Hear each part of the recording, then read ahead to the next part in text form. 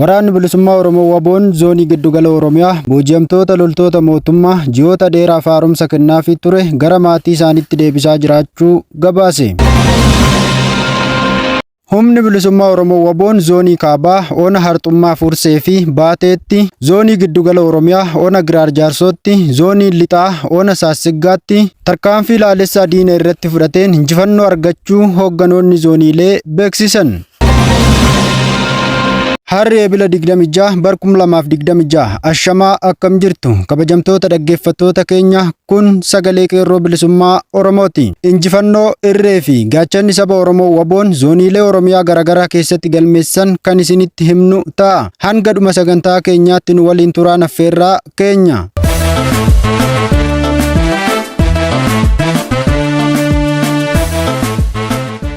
Waraanni bilisummaa Oromoo zoonii giddugala Oromiyaa booji'amtoota loltoota mootummaa ji'oota dheeraaf haaromsa kennaafii ture gara maatii isaaniitti deebisaa jiraachuu gabaase.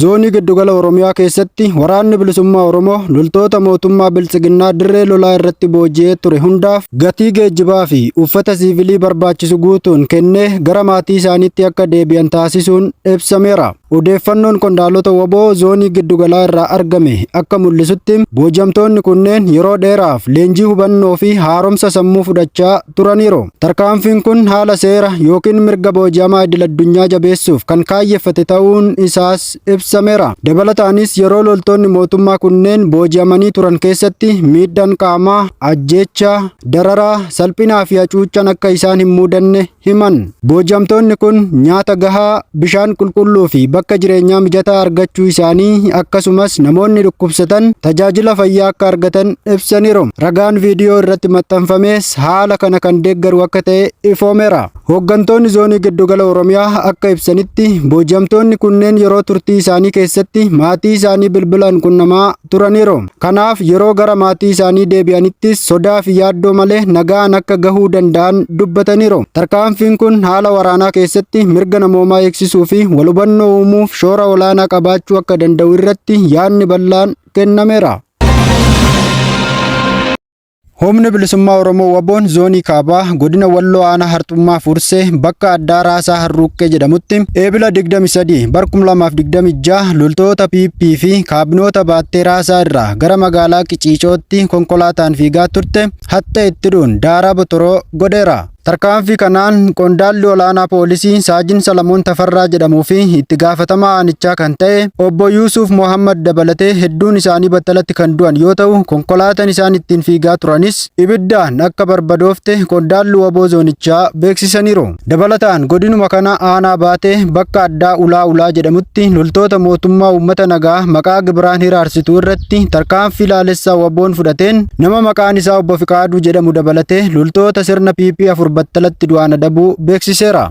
Bifuma wal fakkaatuun guyyaadhuma kana Waboon zoonii lixa Oromiyaa godina Wallagga Bahaa aanaa Saassiggaa ganda Horawaataa jedhamutti loltoota Impaayera Itoophiyaa magaalaa Hangarii fi Baloo Bareedaa irraa uummata nagaa maqaa gibiraan saamichaaf bobbaafamte hattee itti hidhee eeggachuun haleelee loltoota 2 battalatti irraa yoo ajjeesu loltoonni 12 immoo madoo dandammii hin qabneen adabamuu hoogganni Waboo zoonichaa beeksisaniiru. Loltoonni PP 12 madaa'an tunneenis yaalaaf buufata fayyaa magaalaa Baloo Bareedaatti geejjibsiifamaa turuu isaanii maddeen odeeffannoo keenya gadi fageenyaan addeessaniiru.